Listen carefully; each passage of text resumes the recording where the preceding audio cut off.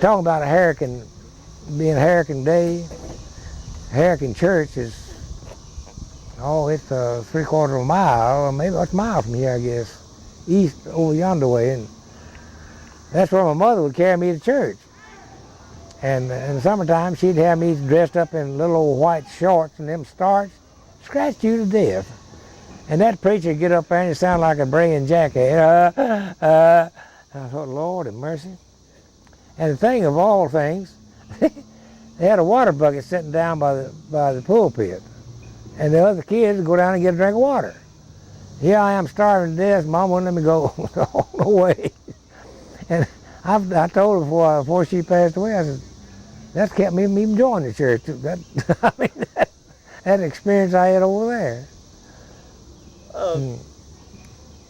Growing up, didn't have power out here. No. And refrigeration was none. None. Except with ice.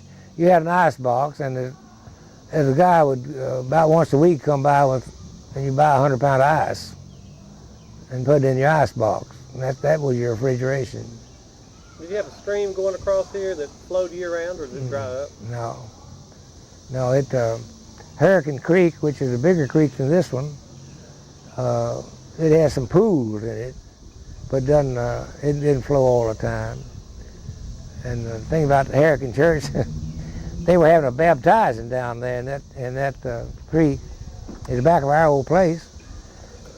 And I had an old dog that I'd taught to retrieve anything thrown out in the water, and he would dive a little bit, and he would always, if I was leaving the house and told him to stay there, he'd stay. But this day they were having a baptizing back down there, and I went off, and the dog wasn't around when I left. We were over on the other side of the creek, and by the time he started leading those candidates in, the bank on the side next to our old place was about that high, and he was going to have to go on that side because the water was deeper. And I looked over there, and I said, Jack, getting all excited. Oh, Lordy, what am I going to do? And sure enough, the first one he baptized, here came that dog, right in on top of him. They scattered every which way. What in the world is that? I didn't know whether I got him out and went home. I didn't know whether they'd have me arrested for breaking up the baptizing or not, but he sure stopped it for a while. So he joined the church. He got baptized. He sure did. Oh, me. Who were your friends growing up when you were a boy out here? Well, the closest neighbors was the Alsop boys, Walter and Frank. They weren't, actually we didn't have any close friends. There weren't any people around. They were the closest that way, and the next door neighbor, if you can call them that, were older people. And then, well, there weren't any much. And those two boys, now they lived another half mile up the road. We were walking down the road out to the school out here, and they got to where they wouldn't talk to each other, wouldn't speak to each other. And we'd be walking down the road, three of us, and Frank would be over there and Walter over here and me in the middle. Walter said, Howard, tell Frank so-and-so. Well, he could hear him, of course, when he told me. But well, there weren't many people out here. There weren't any. And we didn't have a car, so we didn't go to town often. We go to town maybe once. I don't know how often Dad would go, but I wouldn't get to go. I had three sisters, older than I would, and all of us couldn't go. So he'd go, but actually, the 14th of May, when was that, day before yesterday? Yeah. 14th of May in 1918, the first airplane landed in Lebanon. Really? I was there. We were going into town in the buggy, and you never heard such a racket, the wall of whistle blowing and everything like that. And when we got to old Mary Hitch, we found out there was an airplane landed out on the Cold Fair Pike. So everybody went out there. And what had happened, he'd come from Mosborough over here to publicize buying of Liberty bonds to pay for the First World War. And N.G. Robinson had bought the biggest bond in Lebanon, so they brought the plane over here to give him a free ride. They got up to 10,000 feet. kind of plane was it? Oh, a little old one engine job. I don't know what it was. Biplane or Yeah, thing? yeah. Oh. It was something. So what happened to the people in the? Were you here when the park was bought up? Yeah, yeah, oh yeah. And you saw all the stuff going on around you. Yeah, that most of the people accepted it pretty well, and some didn't. They weren't paid anything for it, or really. I know Irma, my wife's daddy, that sold this place here. He moved over on another place over, but he was able to buy a place over there that was a much better place for not much more. Of course, land at that time was so cheap it was pitiful, especially this around here.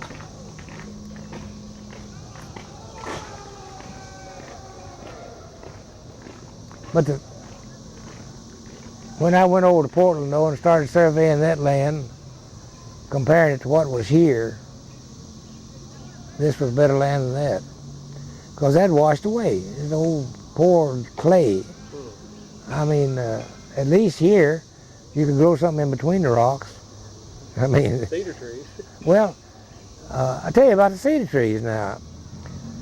Of course, the government had a horticulturist out here, and he was going to take the seed off of the cedar trees, the berries, and put them in seed beds and let them sprout, set those seedlings out then. So he did. He gathered a whole lot of those cedar berries that first year and put them in these beds. Next spring he didn't have anything. They didn't come up. Wouldn't come up. And he got to wondering what was wrong. Come to find out, a cedar berry, in order to come up, got to be scarified. That outside hull got to come off. Because when it goes through a bird, you know, that's what happens, and they'll scatter. So the next year he gathered a bunch of them and knocked all that hull off and planted them. Then they were able to set them out. But they haven't grown. Really? They haven't grown, no. These, right across the road from the swimming pool down here, there's a field there that was just an open field. And those trees in there are not big as nothing. And on down a little ways farther, beyond where I was born, there's an open field there, about 18 or 20 acres. They filled it full of cedar, and they're not big as nothing. And that was 1936. One of the other folks was saying that some of the larger cedar trees were logged off of here. Some of the huge, larger trees. Well, we cut this thing about that acre or two we had right east of the swimming pool. In the spring of the year, January and February, we'd cut cedar. And I never saw any that big.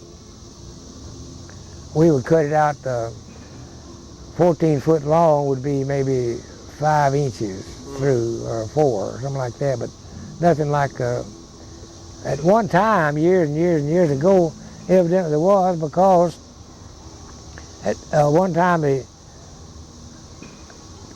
over at Shelbyville, there was an outfit that got to buying cedar stumps and making cedar oil out of them. And there was an awful lot of those big old cedar stumps in this area that were cut before I was around. Wow. Well, people are enjoying it today.